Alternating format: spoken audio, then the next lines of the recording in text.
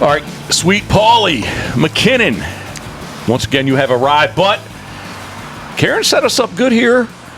The pork butt off to our left. Smells fantastic. It does. It's 19.34 pounds of pork butt awesomeness. And evidently, I should have started it even earlier this morning. But usually, in the past, it seems like pork butts end up a lot quicker for us. Oh, okay. Anyway, she's left. She said it was like at 185 or so. Anyway, we're rolling there with that. I do feel a little bit rushed because I know you and I sat the past couple of nights sitting here talking for hours and hours and hours. Yeah. But up against the clock a little bit, just because it's not officially my birthday today. But Karen, some of the people Karen invited was under the premise of being my birthday. Specifically, Fred West. We wanted to get him to come over so you could see Fred again. Fred? Catch up with Nick Castiglione. Yep. Cedar Swamp Gun and Decoys. And so anyway, that's going to happen in a little bit. So I got to keep this to about 6 o'clock, isn't it, or 5 o'clock? 4. Oh, it's 4? That's what I'm saying. We're up against the clock. Okay. But now, even actually, not that I'm responsible, but I just said, is it irresponsible of us to try and pull this off now? Real quick, and anyway. She helped me out, and she's got a couple things going on inside, but it'll work out. She said don't make it over an hour. So we'll be good. But short and sweet. But we definitely could talk much, much longer. So yep. This is your second trip to, I guess officially, you've never been to Maryland anyway before the 2 times here, right? Never. So this is your second trip to Maryland. Well, not specifically to Maryland, but traveling through Maryland, and specifically being here on Peerless Road at Pitboss World Headquarters. So we're welcome, my friend. Salute, my friend. Boom. What's your pour today? Le Noir Crown. Now you've been here. You arrived, and we're going to get into how you have arrived. Right. Your travels that you've taken to get here. Yeah. But when did you show up? Saturday afternoon. Was it Saturday or Sunday? Yeah. No. Mr. Wall. Yeah, Walter Saturday Vesey, afternoon. Yeah. Walter Vesey was here on Sunday. Yeah. So Saturday afternoon, and today is Tuesday. And 3 bottles of 1.75 liter Crown Black have disappeared. I don't know where. I was texting Woody this morning. That's like $180 US. It'd be like 1.4 million Canadian down there, or up back home. It's like we're addicted. No, I think we just really enjoy it. We appreciate it. And I'm going to take a little sip. Why does it taste so good? Because I've asked Karen, why does it taste so good? Why does this taste so good? Yes. All right. To the meat of this podcast. Yeah, I was going to try to say a abbreviated version of the Pitboss podcast. Yep. Brought to you by our very good friends at Molly's Place Sporting Goods. Fuel your adventure at Molly's. Easily found on Kennedyville, Maryland, Maryland's Upper Eastern Shore, mymollys.com, mymollys.com. Check out Molly's, where you can fuel your adventure. Then, our very good friends at Crabs to Go, crabstogo.com, easily found on Route 15, Route 589. They say Ocean City, but it's really Berlin. Awesome seafood, and Karen and I, you don't like seafood, so that we did not stop there. I wasn't sure what Walter. I think Walter'd eat it. I'm kind of jumping ahead of myself, but I wasn't. I know you don't, and I wasn't sure about Walter, so we did not visit Crabs to Go. Crabstogo.com. Thank you guys. Up next, it is Man's Best Kennel, which now currently with Jaxie Boys Kennel, there's like 10 of them here currently. Yeah, that's right. 10, maybe 11 actually. 11 on site currently. But it is Man's Best Kennel. Gunner.com, Gunner Kennels. And if you don't know, I say it all the time, but the T350 is outfitted with them, and we love Gunner. Do you love Gunner? Great setup. All right, you didn't have to say that if you didn't. Oh no, I'd love it. That's why I bought it. All right. What version do you have of Gunner Kennels? I have the blackout version. Blackout. Midnight black, or yeah. Is the door black too? Yep. But the nameplate is camo. That's it. Okay. Yep. I remember looking in there, seeing some camos. Yeah, old school mossy oak. Yeah. We are in the outdoor studio, and it was last night right in front of me. Hey, it rained a little bit early this morning. Yeah, I've seen that. Yeah. I saw you when I came out. Your stuff was sitting out, but the rain had already was already done. That's fine. Oh, yeah. Anyway, I'm going to ramble. I'm just going to stop rambling. We appreciate everyone at Gunner, Man's Best Kennel, Gunner.com. Up next, punishing the docks and rocks from New Philadelphia, Ohio. It is Mr. Steve Hoover, Duckwater Boats, duckwaterboats.com. And you have hunted from, well, you didn't shoot from the world's largest duck boat. But that's in the plans. Yeah. But we did use it as transportation. Me and Matty Wilson are committed. All right. Sea ducks. So we just got to get 2 or 3 more guys. All right, Matt, did you hear that? Matt's probably not listening. But Matty be training now. Him and Wally in Connecticut. Yeah, but this is being recorded. This what? This is being recorded. Yeah. Yeah. So I mean, he was listening right this very. Oh, right. Yeah. Like this. Would you say virtual second? Actual second? Actual moment? I think he feels us. All right. There we go. Yeah. We've been texting. Yeah. Yeah. Okay. Steve Hoover, thank you very much. Punishing the docks and rocks. Duckwaterboats.com. We're kind of all doing. Even if Karen was in this conversation, we're really not doing carbs. Trying not to do too many carbs. Not too many. Of course, the pizza last night, maybe there were some carbs in that. I don't know. But regardless, it is the ultimate outdoor oven, which I do use in the world's largest duck boat. And we just currently are not using it here at the house, but it is duckblindbistro.com. The ultimate outdoor oven. Everyone at Duck Blind Bistro, we thank you very much. Turtlebox Audio. I still say their tagline should be the ultimate Bluetooth speaker, but their tagline is live loud. So make sure you check out turtleboxaudio.com. We're going to fire one up here in a little bit when the folks starts arriving. So Turtlebox. New. And I already told you, I thought in the blue cooler. Everybody should be able to read my mind. You should be able to read my mind. Okay. Yeah. It's DMAX, DEEMAXX.com. We've been using the stainless steel brakes, caliper, rotor, hubs. Well, not hubs. Sorry. The caliper, rotors, and the disc brakes units on the duck boats ever since 2010. So before there was a world's largest duck boat, we were good customers at DMAX. And I brought out the cooler that has plenty of ice in it. And I really thought that Chuck just put a logo on there and like I put my logo. But it's on actual right? cooler. He's like, no man. He said we make these things, so you can check out the cooler too. It's a very nice cooler. I'm not just saying that. It's very efficient on the ice. We used it all when we went down south dog training. Cooper Black down into Georgia and back up. And currently there's a bunch of ice sitting over there right now. It has wheels on it. It's 40 quarts. Has a big T handle that pulls up and is retractable. And rope handles on the side. So. But check them out. Check DMAX, DEEMAXX.com for their stainless. You don't have to get the stainless, but their disc brake packages. Lastly, but not least, and well, actually, there's 2 more I want to say, so they are not last. But the Huntproof app, huntproof.app. Check them out. It's what I've been using to map our marks for the dog. So they actually have a waterfowl version, or not waterfowl version. They have a waterfowl section. So you can log all your waterfowl hunts. They have a turkey section. You can log your turkey hunts, and they have the canine retriever section. So we've been using that. So we appreciate everyone at huntproof.app. Now last but not least, Pitboss Waterfowl just booked 3 more days, so now we have 10 open for next year. So that's all you have left? That's all I have left in wow. in 2025-26. So, all right, enough of that. It is the abbreviated version, except we're probably going to freaking talk forever here still. Karen will be coming out giving me... She won't be giving me... It'll be 10 to 4, and I'll be running in to have a shower and get dressed. She asked if I was going to take a shower, and I was like, my hair's wet right now. If I take a shower, my hair's not going to dry. Beautiful mane. Well, thank you. Beautiful hair. Paulie, how did you get here? And I'll shut up. Seriously.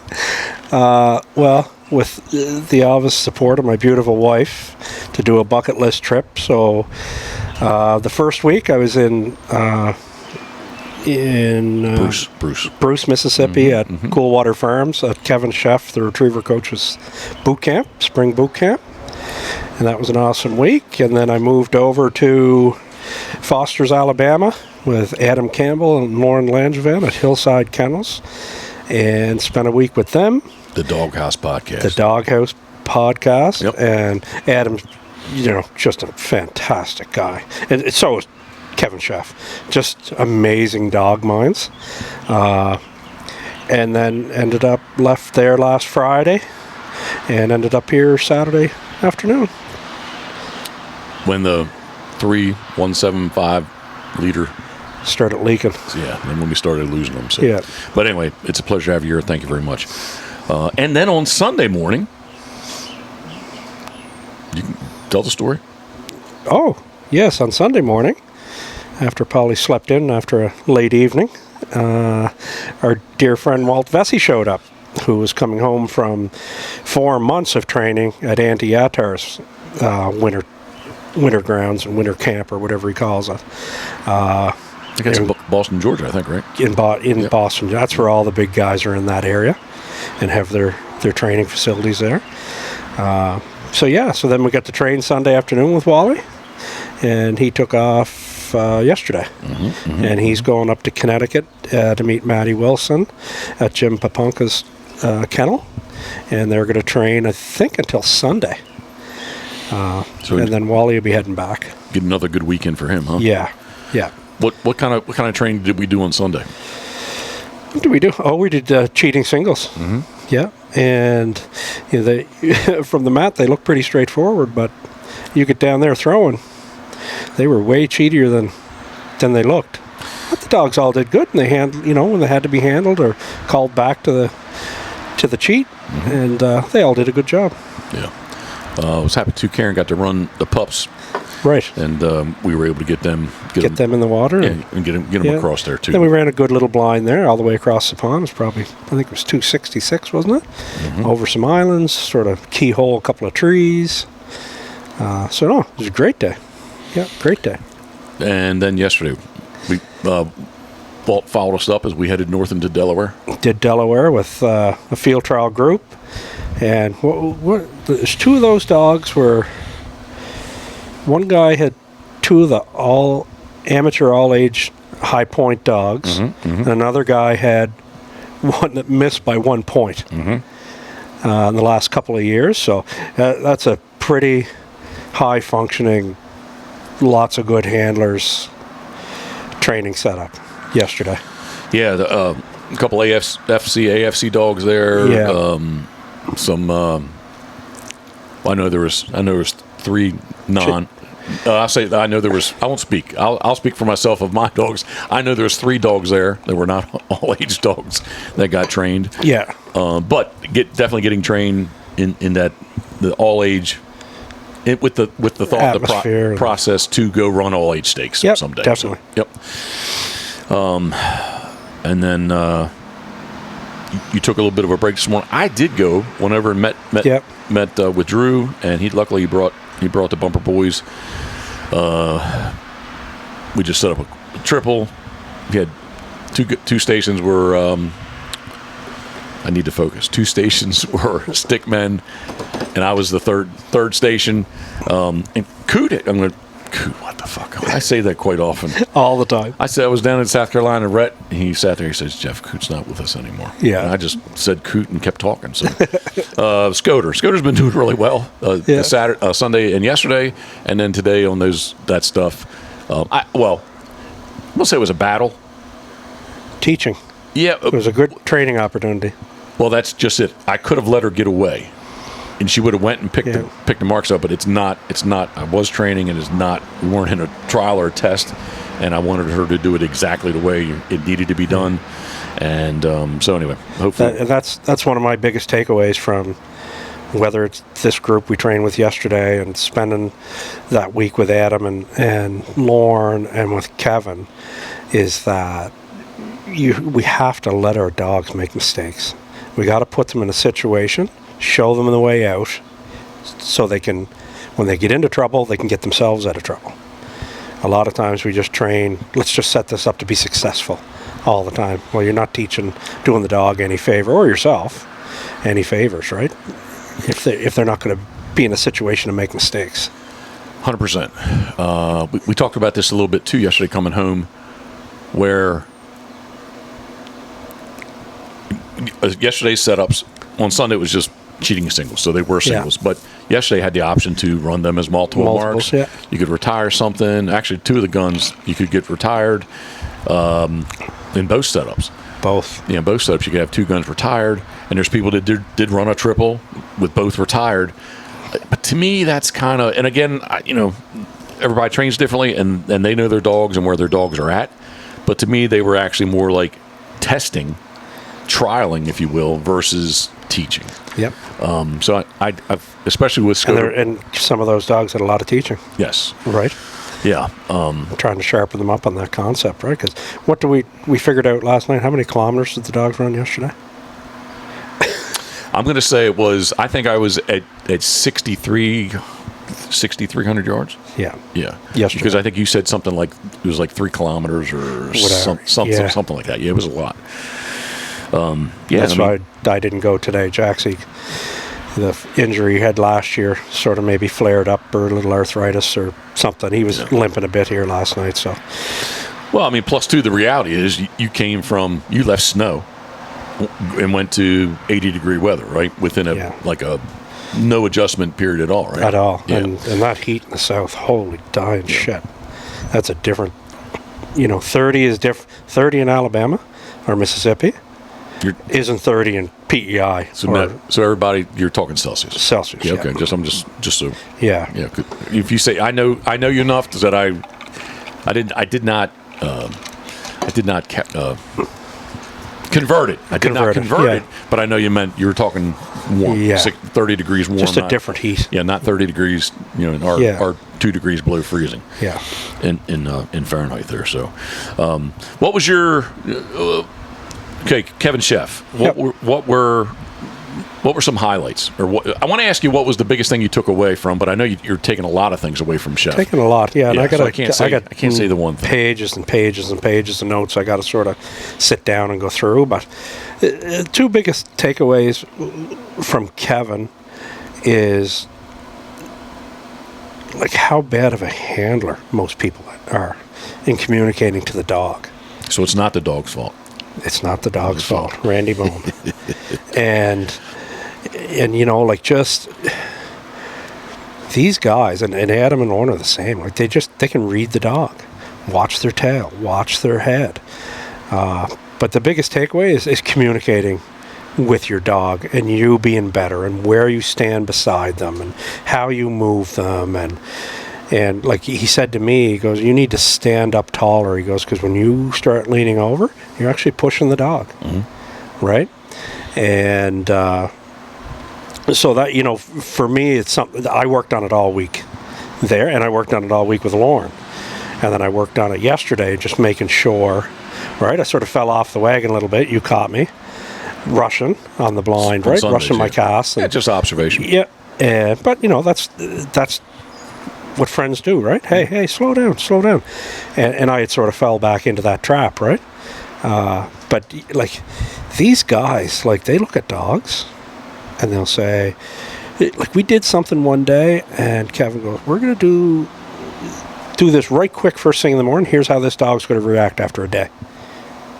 And it was just like bang. And everybody's just sort of looking at each other, right? And the, and that whole thing, especially that seminar, like Rex Carr taught all those guys, especially that Dave Roram one on Adam's podcast. Like he goes, I made a living off of watching heads and tails, and they're in the dog, like they just know dogs, they know dog behavior, and but there's so many takeaways, like from Adam and Lauren, and even yesterday back home we have an unbelievable group and tons of talented dogs. We ain't pushing them near hard, and we're training way too light, and we're gonna have to change that if now that we got these opportunities at home with 4 amateurs every summer and real 0 pro involvement, right? Like you're not having pro trained amateurs there and different things like that. So we got to push, and all the dogs will do it, right? They'll do it. Like I've seen Jaxie's progression here from Adam and Lauren to here to yesterday. He fell to factor on the first mark on that long 300 and 49 or whatever the hell it was, right? It was up the hill. But they did it because they had the. It was not. It wasn't a hill. It's it was. But they had 3 white stakes on the other, just to the left of it, and a lot of dogs went over there, right? But self-corrected and so maybe to help people think this out. There's a newer development on the backside of the property. There's on the training property. There's a big sand mound, and I'm not really sure which the PVC pipe is which side it's on. But there was 3 of them, 2 right next to each other, and another one that drug was probably half the dogs over there to, hey, what's over here? Which is on the backside of the gun, and we're looking up the incline. It was to the left of the gun. Yep. Yeah, but Jackson went out and stepped on the other 2 marks, especially that third one that.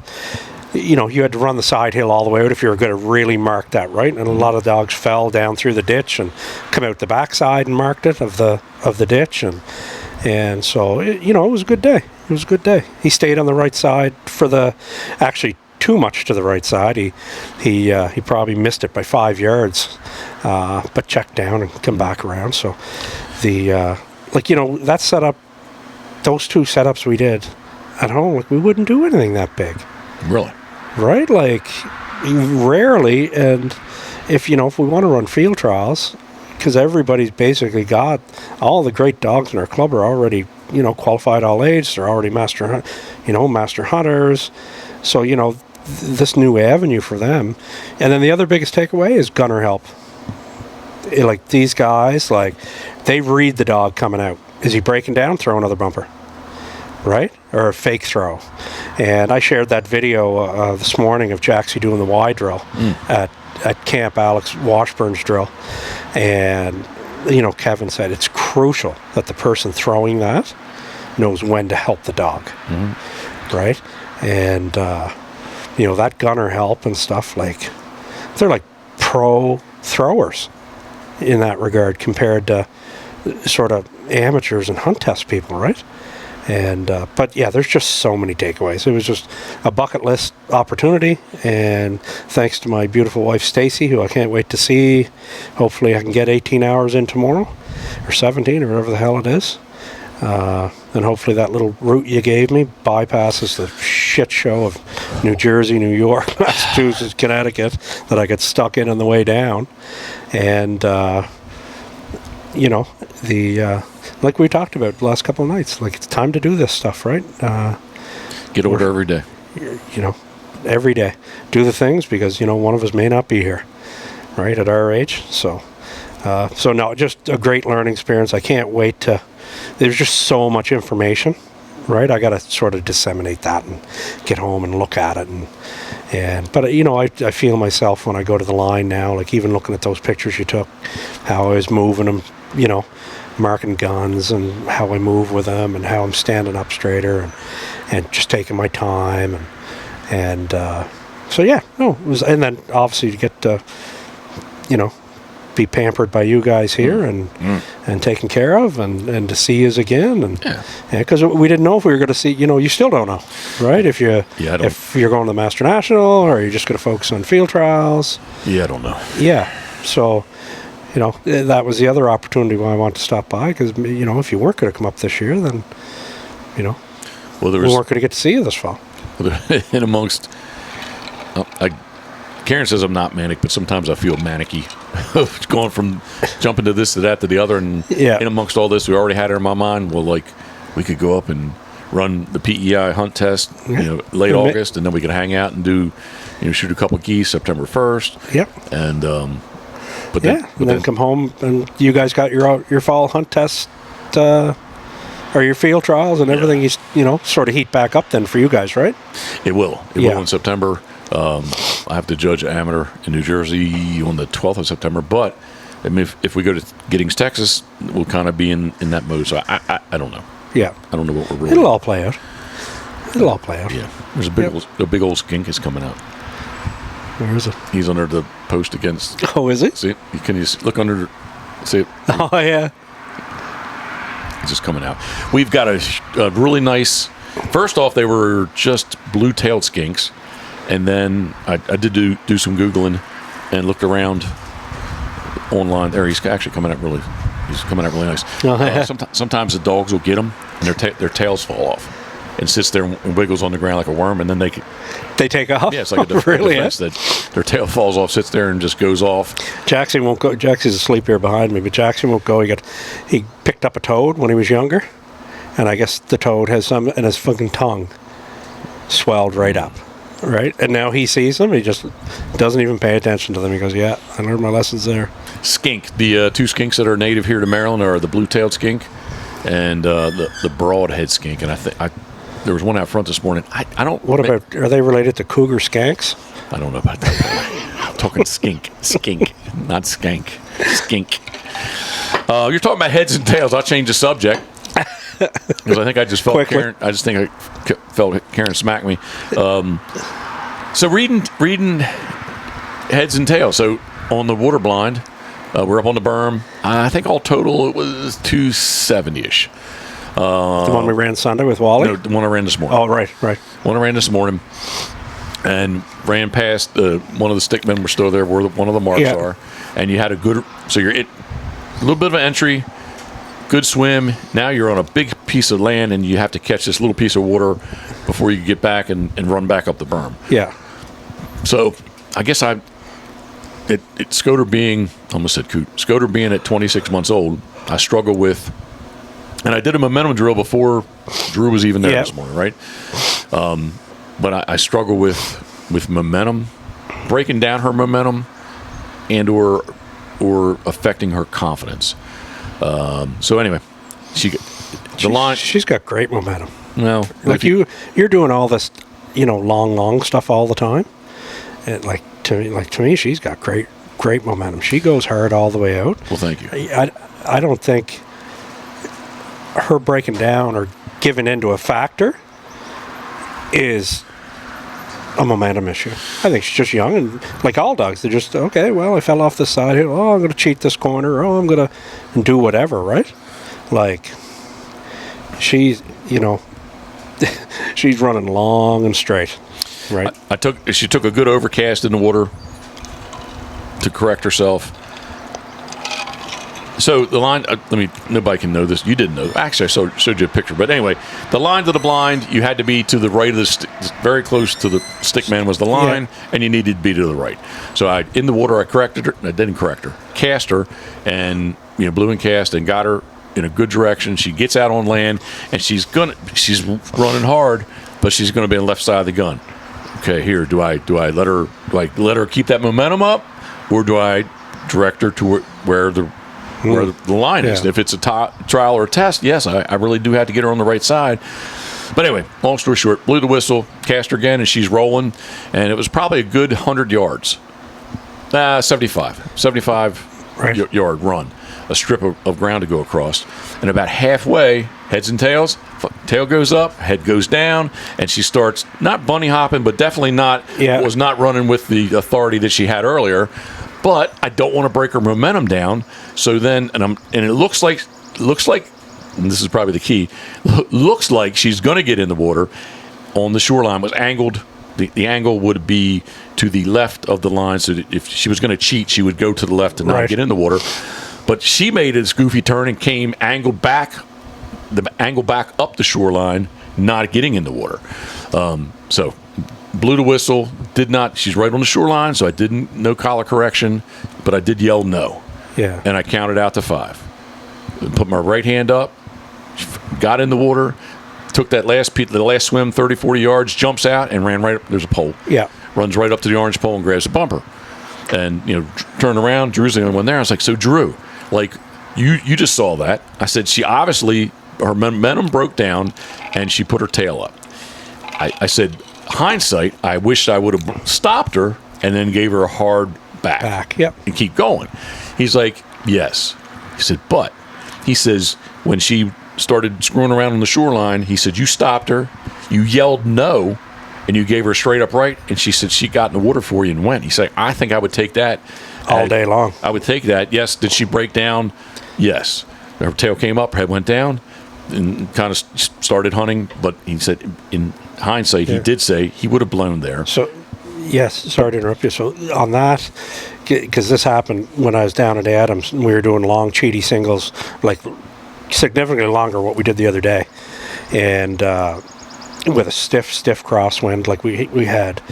But now, if that happened to Lauren or Adam's dogs, and she get back in the water and did her thing, but she wanted land, she was land grabbing. When they get back, they'd walk down to the water and meet her and do a swim by for about 100 yards. Meaning, you did good, but I needed more water.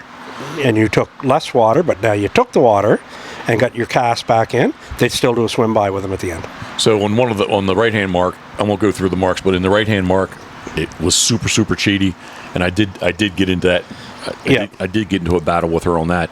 But in this case, it wasn't that she was land grabbing; it's that she started hunting. Again, tail went up, head went down, and it wasn't that she was cheating. Again, the cheat would be that line, the line to the blind. The cheat would be when she got to that shoreline that she would have not got in and went to the left. She actually came angled, and that's where all those geese were hanging out. Well, yeah, there's a lot of geese there. We avoided we found 3 nests today. They're real nests. Yeah. So we avoided the nests, and there was ducks that jumped. So there is a lot of scent in there, and I'm not going to go off on Scoter, but like she does honor her nose on a blind. I think I think I should be more critical of that. But on a mark, I can't really. The hunt, I haven't gone through the latest disaster hunt test. Karen and I have not talked about that one yet, but the last Friday-Saturday hunt test, which actually turned out to be a one-day master. And I asked Drew what the last series was. He got magic through. Yeah. He said the last series was you're starting to walk up to the line.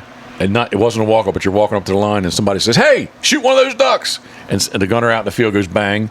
He says, "You sit the dog down," and there was a 30-yard splash in the water in front of you, and 40 off to the left. He said that was the last series. That's it. It was getting dark, and they wanted to get out of there. Yeah, exactly. But remember, Troy, last year I was really frustrated at one point in Fredericton, and my good buddy Troy McKenzie called me. He goes, "Guess what?" Or text me, "Tomorrow's another day." Right? And then they go out, Jackson went out and smashed everything on Sunday and took home, one of the ribbons, right? And like that's when I went down, like another takeaway is that anybody ever decides to go with a pro for a week, and Walter was the same with Andy Attar, right?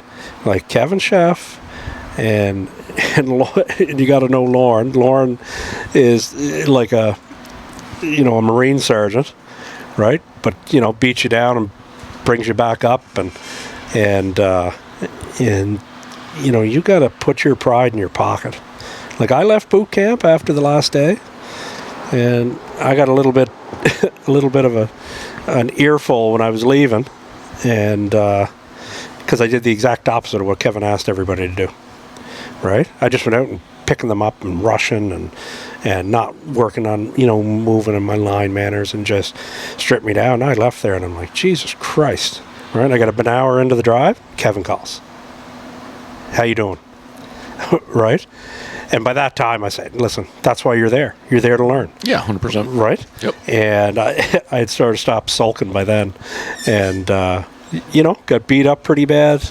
At Lauren's on some stuff, right? And it's funny because Lauren demands perfection. He trains for it because he's running opens, right? And 2 or 3 feet here or there is your ribbon, right? Or a placement. And where Adam would sit in the background and go, yeah, I thought he's going out there. And for 2 days, we were trying to balance doing these long, cheaty singles, like swimming down the side of an island. And then they had another mark in where you got to go over 3 islands, right? To try and say, okay, you can still go across land and do this. And, but yeah, like you get better, right? You got to realize and to have, just like yesterday, or when we trained with Wally on Sunday, and you're sitting there, "Hey, Paulie, slow down, right? I get in that groove of just, right? And I was a little frustrated because remember he was looking off on it. He's lying to me, right? He'd look in, lock in, his jaw shut, and then he'd go right. He had a couple of no calls, right? Until he finally sort of got half-assed in the water and took 2 or 3 casts and then went up the pond and did what he's supposed to do. But it's great learning. I can't, every time we were out yesterday and everything, I just remembering something I was told. Yep. Coming to the line, so it was awesome. My example of what Scoter did today is, I guess it's my inexperience to know the difference of, again, I just don't know. Like, I don't know how to balance that. Like, again, balance the momentum versus stopping her. Yeah. To get that. And again, turn around to Drew. He has years more experience than I do, and anyway, he's fine with it. It's a learning curve. So yeah, and you do no drills. So yep. Doing a call back in to, now she sort of self-corrected, maybe unintentionally, and sort of came back to the edge into you a little bit, but. That roar, no, here. How many times it happened with some of those big dogs yesterday when they were doing double retired guns, right? Some of those big dogs got recalled 2-3 times and cheating the cover. And agreed. So I can go on a little side note story on the first mark. So the stick man that we ran the blind past was a landmark. Off the berm, go down, swim, cut across that.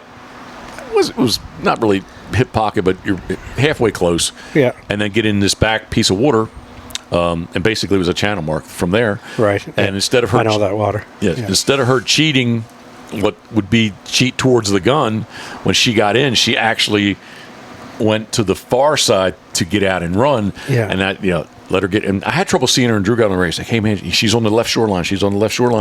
And then I saw her, and I just blew the whistle. No here. And she ran back and freaking dove in to get in the channel to keep going. I was like, no, here. Got her back in.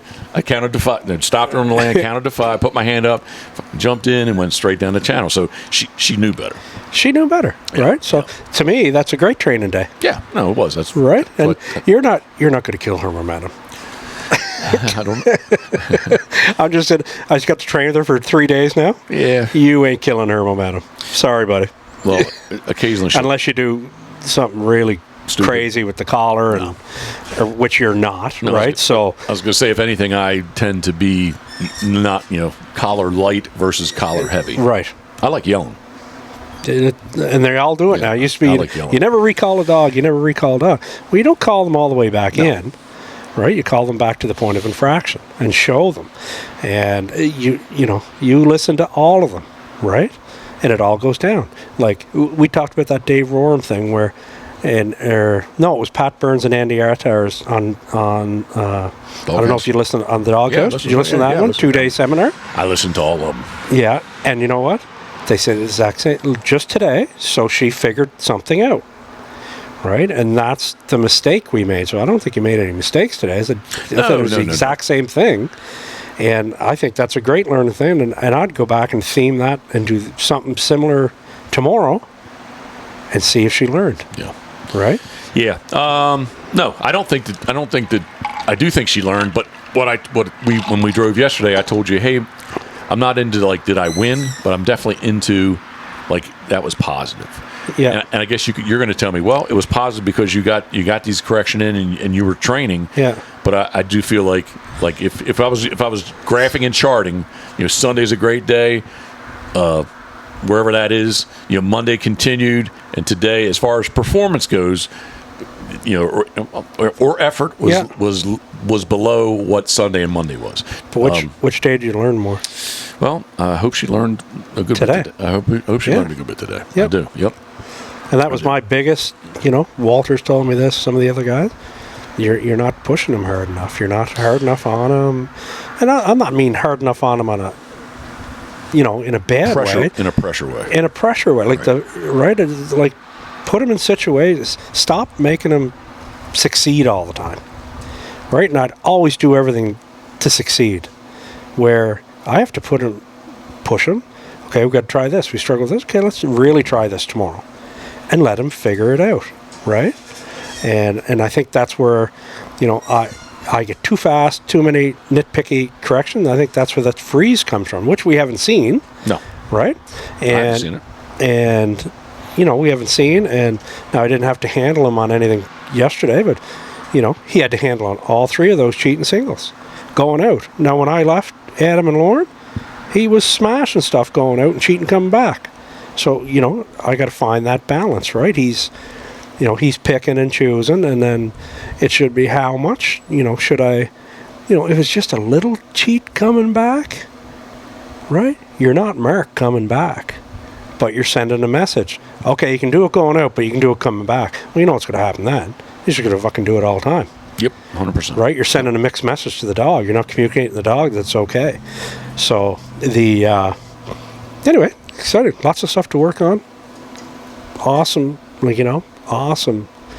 Yesterday was cool. Everybody was so welcoming and coming up and talking. And some of the guys that hunt were saying, "Oh, geez, I heard about PEI and goose hunting and stuff." And Frank was Frank. He's quite a character. And he called me eccentric, I think. Called you eccentric? Was it eccentric? Good, you keep talking. He's a chirper, though. He's chirping, and he's there's no favorites. He's giving everybody the gears on about anything, right?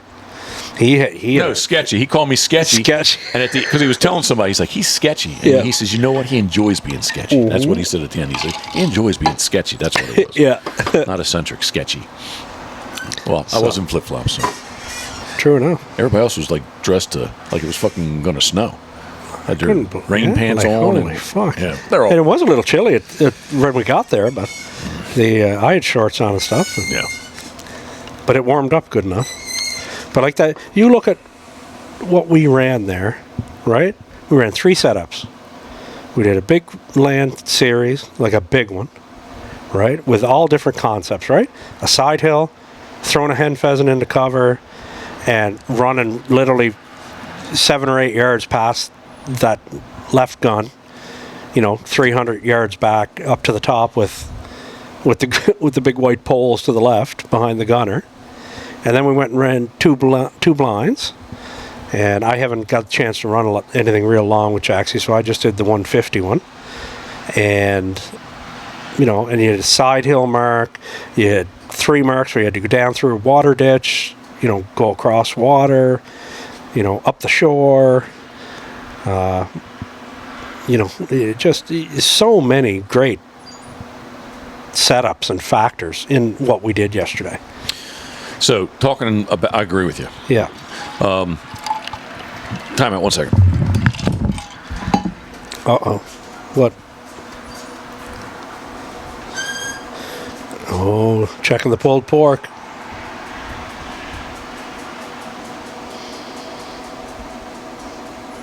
This goddamn pollen on that screen. Yeah, man. After you just blew it all out an hour ago.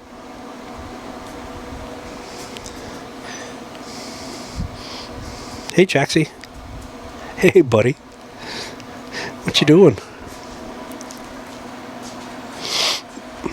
Actually, you know what I need to do too? This one.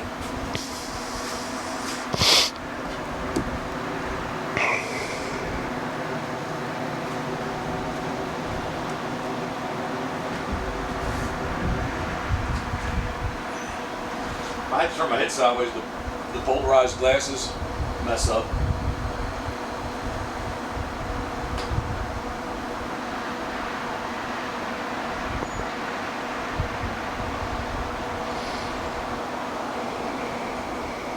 All right, we're good there.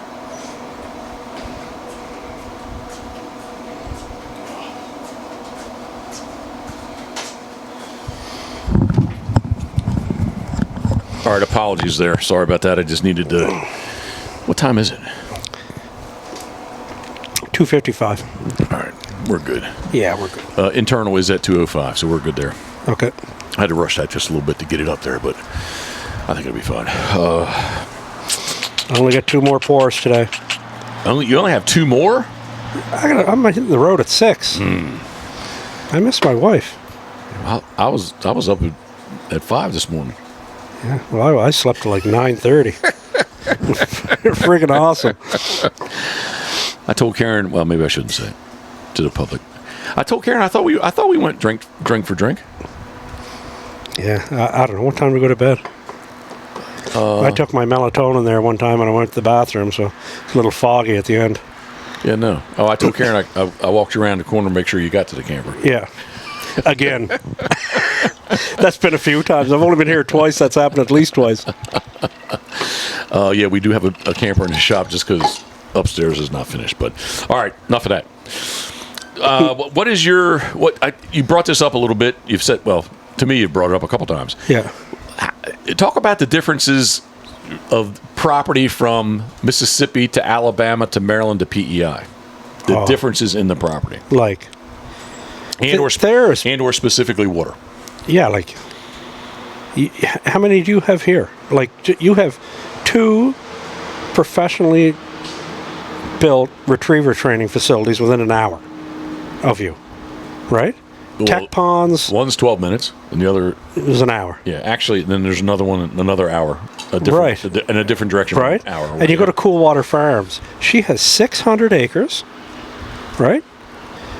Alex is an amazing lady, right? How many? She's has a national amateur champion and tons of, field champions, but she has 600 acres, and it's other than about 10 acres when you drive in, wouldn't even be 10 acres, like 5 acres for her horses. It's all for retriever training. Nice. Right? And then you go to, I think there's 19 ponds or 18 ponds on 600 acres that you can do anything. And then you go over to Alabama, to Adams, and he's got his own, beautiful property. You can run hundreds of yards into the water, and tech water, and his neighbor Steve, I think it's Steve, we went over there, he's got tech. He's an old retriever trainer. He doesn't have dogs anymore, but they go there. There's another pond he didn't even make it to. You go there, and then you come up here and see this, and it's going, you go to PEI, we just got pond. We got no water to do this stuff. Like, literally, you just have a pond. We just have ponds. Yeah. And we try to get as technical on them as we can. But, there's no, like Eric Butler, you can do a little bit of long runs into the water, but you got like 2 places. Right? And there's no technical for those don't shit going to once you get to the pond, it's just a pond. Well, I was going to say, for those who don't know, Eric Butler is a pond. It's a pond in PEI named after Dave Butler's dad, who has passed away. And but we train there. We got Walter's property. He's got a great little tech pond, but it's a little tech pond.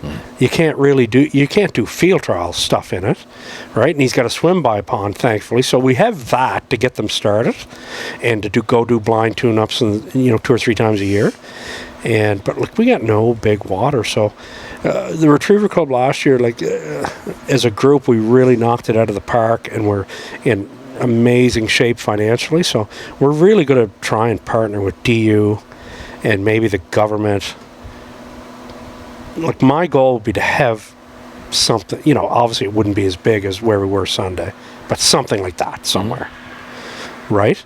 And there's all kinds of crown land on PEI, and Crown Royal will be at that land, but the crown owns the land. Copy. And we got to do something, right? We got to go find other water. There's all kinds of private DU ponds around, but they can't disclose to you on private land where they're at. Right. So I think we have you get 5 or 6 of us say, okay, I'm gonna Google Earth my area real good, right, to see if there's anything around that we can utilize, and go to the owner and say, hey, could we give you X amount of dollars to train here in the summer or whatever. But you see how people are. You look at the group you had yesterday and the property you had yesterday, and we just don't have that opportunity. Gotcha. Right? You don't have the opportunity to go hang out with an Andy Attar or Lorne or an Adam Campbell and train on that water and have that guidance and that teaching and that, and you're looking there like, I'm driving home from Alabama, and I'm going, Jaxie's doing all age stuff here. Like, we were doing so much big stuff that Kevin actually called me, because you give that dog a day off or 2 off, right? If you're going to Jeff's, good. He goes, I don't even want to take the mat out at the hotel and practice moving. Do nothing with him. And he goes, because you're doing bigger stuff than you've ever seen before. And the great part is, I'm sitting there going, I've never pushed him because he's doing it, right?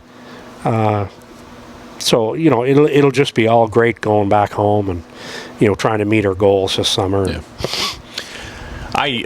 So you said summer here a couple times. Just reminds me of something. I guess I knew it. And you know, we text all the time. Texting last year. Yeah. Text, you know, last 2 springs ago. And you're like, I'm waiting for the water to get warm enough to kind of do swim by or I'm going to revisit swim by, right? Yeah. And I'm like, and Karen actually brought it up to me when we left on Sunday. She's like, wow, man, like your window is like. Is it 4 months? It wouldn't even be 4 months. Okay, that's like it's basically there's 2 hunt tests in September. You know what I mean? That, you know, unless you need a title, they tend to be pretty local and lower in numbers. Because after our hunt tests, and you know, which always had a qualifying, but we're going to have an amateur this year. It's done, right? Or people have gone to the Master National. It's done. So we don't get into the water on a great year. We may be in the middle of May, maybe. But last year we never got anywhere close to 60 till late in the 3rd week of May. Yeah. And by that time, there's already been 2 hunt tests on the South Shore in Nova Scotia. I was going to say late May, we've already had 8 weeks or 2 months of hunt tests. Right? Exactly, and in the water. Trials. Yeah, right. Yeah, 100%. So all of a sudden, you know, you're at a disadvantage getting started, and you go till the middle of August. So it's like 3.5 months max, and you have those 2 at the end if you need something for a title or a junior or a senior or a master pass. But we're at such a disadvantage, and then you got to cram everything in, and then that affects your balance on what you're doing because you're so crammed in, right? Yep. You're trying to be balanced on everything, and so yeah, we're at a total like I said, I think I probably said last night. I remember saying it, and I don't know if you remember, but I said, you know, I'd come down here, you know, next year, and you know, take Stacy with and do a vacation for 2 weeks at the end of April, just to come down and train. And Karen and Stacy can do whatever they want. And well, you did say last night, when you go home now, like you're going to kind of have to wait just a little bit, right? Well, I'm going to get home on the 23rd or 4th. I may be close to a month before I get back in the water. That's what I mean. Like whatever you learned not learned, whatever progress you had made kind of gets stalled. I won't say retarded, but gets stalled. Yeah. Or slowed down because you're going to wait. A while before you're going to do it. And that's the juggle we got to do, right? But now you can still do certain concepts. You can down the shore, you can do, you know, an inline. Yep. You're still teaching the same concept, right? And you got to teach it on land, and we can do the bigger stuff and get dialed in, you know, communicating with the dog and but yeah, and you know, like I'm thinking maybe Cape Breton, I'd be comfortable going. You know what I mean? Yep. And without being in the water.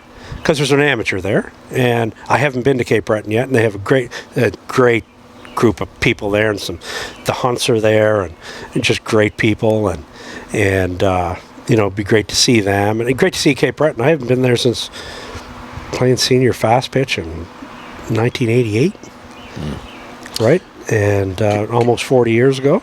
So it'd be great, you know, that'd be a great trip for me and Stacy to go over and you know, and knock off a couple of master passes, run an amateur, you know, whatever, right? But you know, I think I get home, my goal would be train big. You know, dial it in maybe a little bit, you know, for the hunt test stuff, do some more hunt testy stuff 2 or 3 days out, and go and try and, you know, because we talked, my goal is for him to finish his grand this year. That's Scoter. That's Rye. That's Rye. Yeah, that's Rye. That's Mummy's girl. Hi, Karen. And you know, and then I just want to run field trials for the rest of the summer, right? So stop barking. It's all good. Yeah. Anything you want to add? I feel like I'm up against the clock. Yeah, we probably are. It's a little after 3 o'clock. Yeah, I'm up against. No, I just, as usual, buddy, appreciate the hospitality. Really appreciate and grateful for our friendship we've developed, and grateful for, you know, we talk more now about retrievers than we talk about hunting, right? That is true. Love it, right? Like we, you might say, oh yeah, I'm booked up next year, or go shoot geese, yeah, whatever. Yeah, what about that blind today? Right? And so yeah, I want to get, like Dave Rorm said. Dave Rorm had that conversation with Rex Carr, and Rex told him, no, I'm retired. I'm not training any more trainers or whatever. And he just happened to look at the field trial news, and Dave was on it. And he goes, you just won the national, you just won the national in Canada. Why do you want to come see me? He goes, I think I can be better. And that's Dave Rorm, right? And you look at Kevin Sheff, he goes to Pat Burns seminars because he wants to learn something, or Andy Attar seminars, right? Like and that's where I think a lot of retriever trainers, whether you follow Evan Graham's or Mike Lardy's or Bill Hillman or whatever, you just get so focused in not wanting to learn. These guys are learning every day from each other. Yeah. Right? Every day. So I think if you're not willing to learn, you're just going to be mediocre. You get the job done one day and, shit the bed for 3 days. And if you're not willing to learn, you're not going to know how to get out of trouble, little things to fix, whatever. So this has just been an awesome 3 weeks. And like I said, I'm so grateful for Stacy to allow me and Jaxie to go do not allow. She's 100% supports us. Support, I was going to say, support you. 100% right? supports us doing this. And but it's time to go home now. It's time to get home. And I don't know how Wally does it. And that's so regimented at Andy's, right? That's like 5 days a week. You miss a day, it's 6 days a week. And evenings, like it's 12, 14-hour days. I don't know how he does it. I'm exhausted now after 3 weeks. I get nothing left. I couldn't give a shit if I walked up to the mat for the night. Now I'll want to go train probably by 12 o'clock tomorrow or 5 o'clock tomorrow after driving for 10 hours or 12 hours. But and he needs a little break too. Look at him. I do. My biggest thing is with training, it just takes away from me being productive at other things I need to get done. Because it eats you up. It's a commitment to train. Yeah. And it does. It's a daily deal, almost, basically, right? Hey, real quick, not to sidestep that, but, and I do want to end this, but how can somebody find you, follow along with you, or Jaxie Boy is available for stud? He is available for stud. How can somebody find out more information? They can Sweet Paulie 66 on Instagram, or just Paulie MacKinnon on Facebook. I am on X, but never there, so I wouldn't go there. And my, I can send off everything, my email, whatever, if people are interested. We already have 2 people that are looking in May, June. And we're possibly looking at, one of probably the best female Chesapeake in the country in Canada. I don't even know of any others. Leroy Mulrooney's Beretta. We're possibly, looking back at maybe breeding these 2 next year, which would be a fantastic breeding. She's not only she's stunningly talented, I think she's got an amateur placement. She's qualified all age. Grand Master Hunter, Master National pass last year, but she is a stunning specimen of the dog. Sometimes females aren't as, they just sort of talk male. Like she's the same way. These 2 together, because Jack's a good-looking dog, and these 2 together would throw some serious puppies. Nice. So anyway, it's been discussed. Nothing's concrete or whatever. It's just chats here and there. But yeah, he's available. And to be honest, I've been told by a couple of people my price too. I don't give a shit. Then don't breed to me, right? You want to breed to him? Breed to him. He's got a serious pedigree from one of the top Chesapeake kennels in North America, Mario Beauregard's Norday Chesapeakes. Don't breed to him then. And my only goal is to have his son. So I don't really care. Those 5 breedings I have now frozen, they can sit there until I'm ready to breed, right? So. All right, Paul, we just hit officially 30 minutes. Hour and 6 seconds. So really? End it. Yep. Thank you. I appreciate your friendship. I'm glad that you're here. Happy 60th, my friend. I don't know. You're a young, striking 60th. Well, you're very kind. I won't go off on a tangent, but I did think today, I guess when I was younger, I thought when somebody's in their 60s or getting ready to retire and they don't do anything, sit around, watch TV, whatever.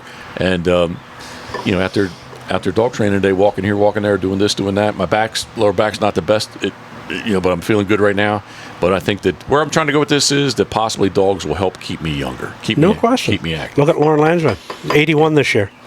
He's professionally training 9 dogs, right? And he's down there. So Adam had 22 or 3 on his truck that he's working. He's got like 60 dogs in the kennel, but he's got a whole bunch of young dogs that are going through basics.